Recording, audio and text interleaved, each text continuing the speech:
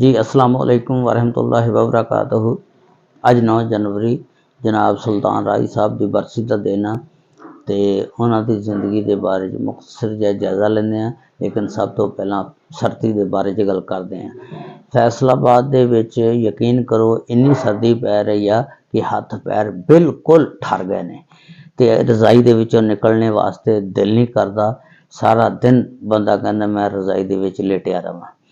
ते बहुत खुश्क सर्दी पै रही है। इस खुश्क सर्दी की वजह ना इंसानां नूं बंदियां नूं बच्चियां नूं बहुत ज़्यादा बीमारियां गले की बुखार ते नज़ला जुकाम की शिकायत है। तो दुआ करो अल्लाह ताला एक अपनी रहमत की बारिश पा दे ताकि ये नज़ले जुकाम वगैरह तो जान छुट जाए, क्योंकि खुश्क सर्दी की वजह ना ज़्यादा लोग बीमार ने। जिस वेले बारिश हो गई तो मौसम भी इंशाअल्लाह उम्मीद है क्लीयर हो जाएगा। जनाब सुल्तान राई साहब 24 जून सन 1938 ਨੂੰ पंजाब के शहर रावलपिंडी ਦੇ ਵਿੱਚ अब्दुल मजीद रिटायर्ड सूबेदार के घर पैदा होंगे ने। सन 1938 ਦੇ ਵਿੱਚ पाकिस्तान इंडिया इकट्ठा सी। उदों अंग्रेज़ की हुकूमत सी जदों ये सुल्तान राई साहब पैदा होंगे ने। सुल्तान राई साहब ने 57 साल की टोटल उम्र पाई और सन 1956 ਦੇ ਵਿੱਚ ਇਹਨਾਂ ने फिल्म इंडस्ट्री पैर रखा। सब तो पहला इन्होंने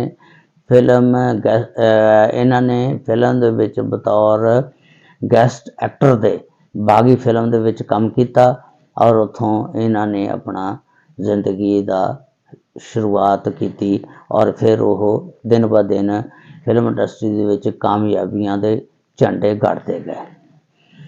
तो सन 1975 ਦੇ ਵਿੱਚ वहशी गुजर, 1979 ਦੇ ਵਿੱਚ मौला जट ऐसिया फिल्मां हुई ने कि जिन्होंने दिन दुनी रात चौगनी सुल्तान राई साहब नूं तरक्कियां अता कीतियां।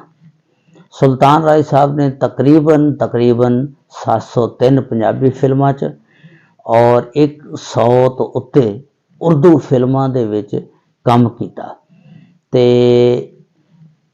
160 अवार्ड उन्होंने हासिल किए।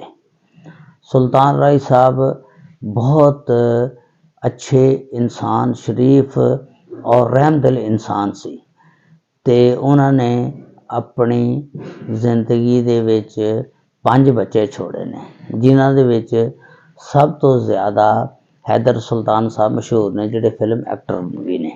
उन्होंने वो 40 साल का अरसा जिहड़ा उन्होंने फिल्म इंडस्ट्री च गुजारिया ते इस दे दौरान उन्होंने बहुत सारिया फिल्मां बनाईयां, जिहदे विच मौला जट, वहशी गुजर, चन्न वरियाम, शेर खान बहुत ज़्यादा फिल्मां सी।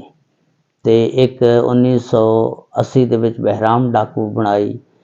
तो इस तरह उन्होंने बहुत ज़्यादा फिल्मां बनाईयां ते वो माशाअल्लाह तरक्की दी मंजिलां तय करते गए। तो 9 जनवरी सन 1996 ਨੂੰ उन्हां दी जिंदगी का खात्मा इस्लामाबाद तो लाहौर जांदियां होया अपने फिल्मी डायरैक्टर सी एहसान साहब उहदे नाल सफ़र कर रहे सी ते उन्हां दे उत्ते फैरग हो जाती है तो उत्थे अपनी जान की बाजी हार जाते ने और अपने खालके हकीकी नूं जा मिलते ने। वो बहुत यानी मुतकी परहेजगार इंसान सी, रहमदिल इंसान भी सी। एक दफ़ा नगमा बेगम दसदियां ने कि असी शूटिंग करने वास्ते सरगोदे पहाड़ियां दे विच गए हुए सी ते शूटिंग के दौरान थोड़ा जिहा वक्फा होया, असी बैठ गए। असी लेडीज़ जिहड़ियां एक साइड ते बैठियां सी ते साडे उत्ते धुप्प आ रही सी। उन्होंने दूजे अदाकारां नूं कहा कि इस तरह करो कि एक कपड़ा फड़ो एक साइड तो तुसी ते एक साइड तो मैं फड़दा। वो दसदियां ने कि असी जिन्नी देर भी उत्थे बैठियां रहियां तो उन्होंने साडे उत्ते उस कपड़े की छांव करके रखी।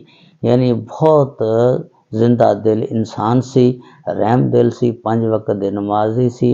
अल्लाह ताला उन्हां दियां कबरां ते करोड़ां रहमतां नाजल फरमाए। अल्लाह ताला उन्हां नूं जन्नतुल फिरदौस च आला मुकाम अता फरमाए। आमीन सुम्मा आमीन। अस्सलामु अलैकुम वरहमतुल्लाहि वबरकातुहू।